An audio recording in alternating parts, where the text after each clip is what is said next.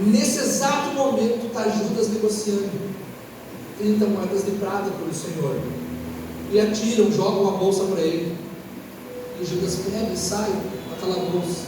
Jesus guerreando e naquele momento sendo traído, Jesus batalhando e naquele momento sendo castigado, machucado, Jesus guerreando e naquele momento levando uma punhalada nas costas.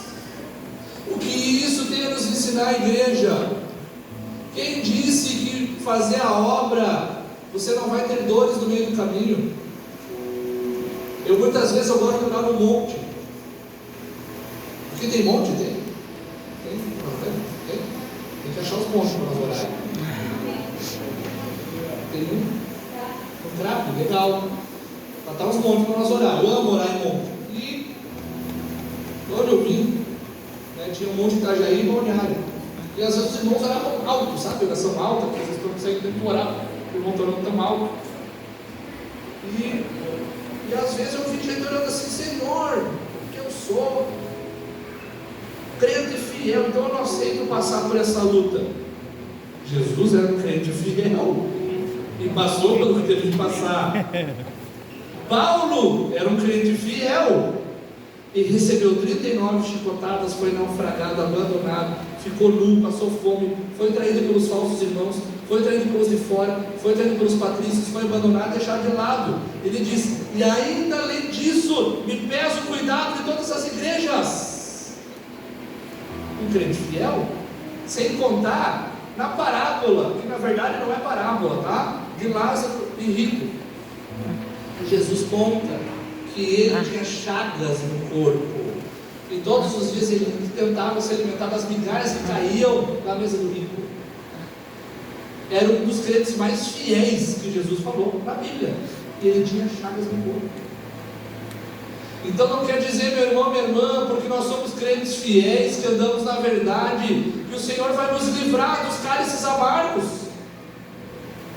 A questão é: beba dele, porque depois disso haverá uma bênção. Eu creio. Depois de toda a morte há a ressurreição. É isso que Jesus nos ensina. A dor para o crente não é fim, mas é uma etapa do processo que vai te levar depois à glorificação, a bênção, a graça, a um novo nível da parte de Deus. Se você puder aplaudir o Senhor por isso, aleluia. Então chega Judas com uma comitiva de religiosos, sacerdotes, escribas e fariseus da alta elite de Jerusalém, os principais da época, vêm com tochas e armas. E quando ele chega ali, é engraçado que Judas, ele dá um beijo no Senhor. A Bíblia chama de ósculo santo. Era comum na igreja primitiva os irmãos se cumprimentarem com um beijo no rosto. Não é tão comum isso nos nossos dias hoje, né? Mas era comum entre os homens mesmo, dar um beijo no rosto, né? Como uma forma de cumprimento, ainda mais entre os irmãos. E Judas dá um beijo no Senhor, e aí Jesus se volta para Judas e diz: amigo, é com um beijo que traz o Filho do Homem? Eu quero lhe fazer uma pergunta: Jesus em algum momento mentiu? Sim ou não? Vamos lá, sim ou não? Não. Jesus não mente, ele é a verdade.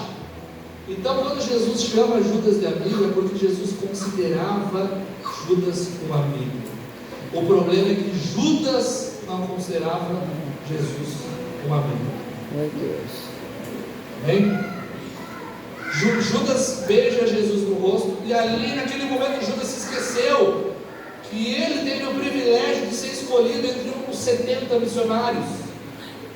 Ele se esqueceu que ele foi discipulado por Jesus, que ele teve a oportunidade de andar com Jesus, que ele viu milagres, que ele viu maravilhas, que ele comeu, que ele bebeu, que ele dormiu junto do Filho do Homem, que ele se alegrou com o Senhor. Ele esqueceu de tudo. Sabe por quê? Porque as pessoas ingratas, elas às vezes pegam um pequeno momento e esquecem todo o resto. bem assim mesmo. Judas ali esqueceu de tudo que Jesus fez por ele, por uma cobiça de 30 moedas de prata. Então, beijou o Senhor Jesus, e ali Pedro se levanta, Pedro sanguíneo puxa uma espada e vai defender Jesus. E Pedro, na verdade, ele tentou acertar a cabeça do primeiro homem que ele vê. O homem que ele vê é o servo de um sumo sacerdote chamado Malco. Pedro tentou decepar a cabeça do homem e pegou na orelha dele. Provavelmente ou um pedaço da orelha cai, ou a orelha inteira cai. E começa a jorrar sangue daquele homem. Aquele homem, por ser servo do sumo sacerdote, ele assumiria, alguns anos à frente, o posto de sacerdote. Só que na lei de Moisés, há um cerimonial de que quando o sacerdote fosse ungido, ele teria que pegar esse óleo que está aqui e tocar nos dedos dos pés e na orelha, e aí ele receberia a bênção para ser um futuro sacerdote. Aquele homem sem orelha não poderia exercer o ministério dele, não poderia realizar o sonho dele. Jesus olha, viu que ele era um estagiário de sacerdote, viu que o futuro daquele homem estava comprometido, pega a orelha, provavelmente um pedaço ou a própria orelha inteira, e cola, como se fosse um lego, encaixa a orelha do homem de novo. Por que Jesus faz isso? No momento que ele é perseguido, traído, oprimido e deixado de lado. Porque o Senhor nos ensina com isso que a obra de Deus vai haver momentos difíceis, que você vai querer largar tudo, que está tudo contra você, que você tem oposição, que você tem dificuldades, que você perde a vontade, que você desanima, que você tem medo, que você está aflito, e naquele momento você tem que deixar os teus interesses de lado e atender os interesses daquele que Deus coloca na tua frente. Essa é a jornada de um líder. Todos aqueles que são líderes, nós temos que muitas vezes pegar as nossas emoções, colocar na lata de lixo para servir os que precisam. Jesus ensinou isso no momento mais difícil, mais árduo da vida dele. E o que acontece? Prendem ele em correntes, grilhões e o levam. Levam Jesus para passar por 3 tribunais. Próximo momento de dor, os tribunais. Tribunal de Anás e Caifás, era um. Depois Pilatos e Herodes, eram outros 2. Jesus passou por 3 tribunais. Amém?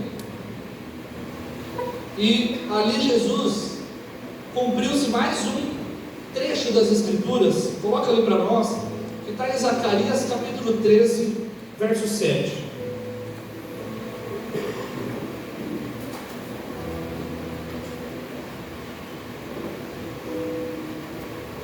Ó espada, ergue-te contra o meu pastor e contra o varão que é o meu companheiro, diz o Senhor dos Exércitos. Essa parte vem agora. Fere o pastor e espalhar-se-ão as ovelhas, mas ovelhei a minha mão para os pequenos. Ali se cumpriu essa escritura.